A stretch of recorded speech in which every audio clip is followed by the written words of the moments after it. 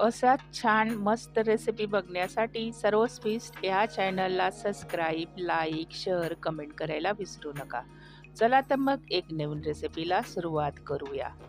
आज आपल्याला बनवायचं आहे वांग्याचं भरीत मस्तपैकी. चला तर मग रेसिपीसाठी लागणारे साहित्य काय काय आहे ते आता आपल्याला बघायचं आहे.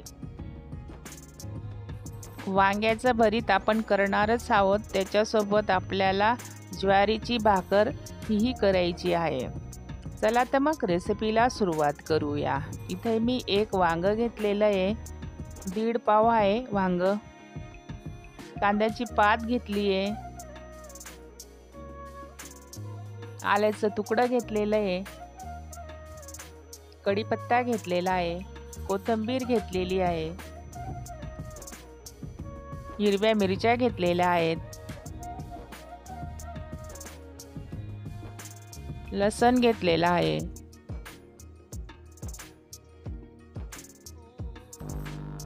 आता या वांग्याला आपल्याला गॅसवरती अशा पद्धतीने भाजून घ्यायचंय.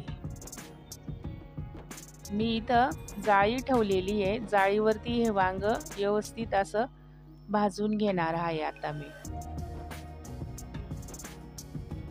बघा अशा पद्धतीने हे वांग इथं भाजून घेतलेलं आहे. मी भाजल्यानंतर या वांग्याला 10 ते 5 मिनिटं असंच राहू द्यायचं आहे. थंड झाल्यावरती याची वरची साल काढून घ्यायची. मिक्सरचा जार घेतलाय, लसण टाकून घेतलेलं आहे, हिरव्या मिरच्या टाकून घेतलेल्या आहे, अद्रक टाकून घेतलेलं आहे, कोथिंबीर टाकून घेतलेली आहे, कढीपत्ता टाकून घेतलेला आहे. आता याचं आपल्याला सारण बनवून घ्यायचं. वरची वांग्याची साल काढून घ्यायची. आता वांग थंड झालेलं आहे, वरची साल काढून घ्यायची. अशा पद्धतीने इथं मी वांग्याची साल काढून घेतलेले, देठही काढून घेतलेलं आहे.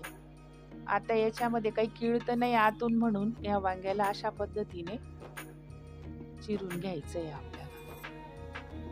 कढाई घेतलेली आहे, तेल टाकून घेतलंय, 1 स्पून जिरं टाकले, अर्धा स्पून राई टाकली, शेंगदाणे टाकलेले आहेत गरजेनुसार, मिक्स करून घ्यायचंय.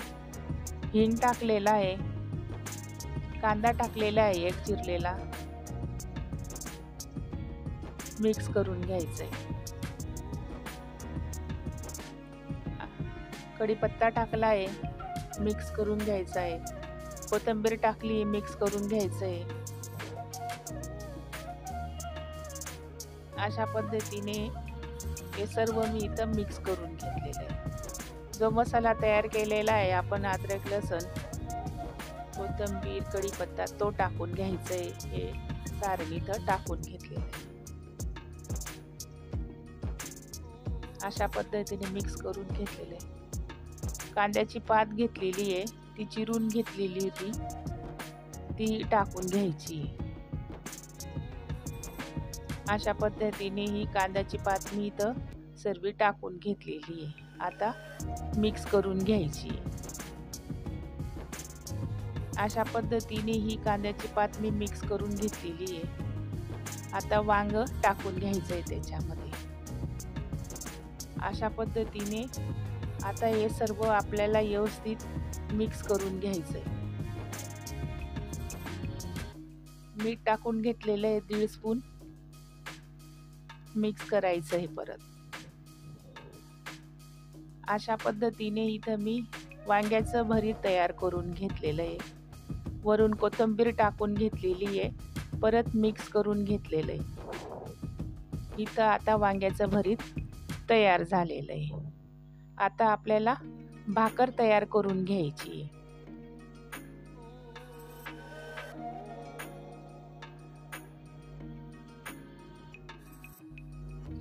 इथं मी ताटामध्ये ज्वारीचं पीठ घेतलेलं आहे. पीठ हे फ्रेश आहे, म्हणून पाणी गरम करण्याची गरज नाही आहे. इथं मी थंड्या पाण्यानेच हे पीठ भिजून घेतलेलं आहे अशा पद्धतीने. आणि अशा पद्धतीने या पिठाला आपल्याला इथं रगडून घ्यायचंय. याचा गोळा तयार करून घेतलेला आहे. अशा पद्धतीने आपल्याला आता गोळा तयार करून घ्यायचा आहे व्यवस्थित. आणि आता आपल्याला भाकर थापून घ्यायची आहे. खाली ज्वारीचं पीठ टाकून घ्यायचं आहे आणि अशा पद्धतीने आपल्याला भाकर थापून घ्यायची.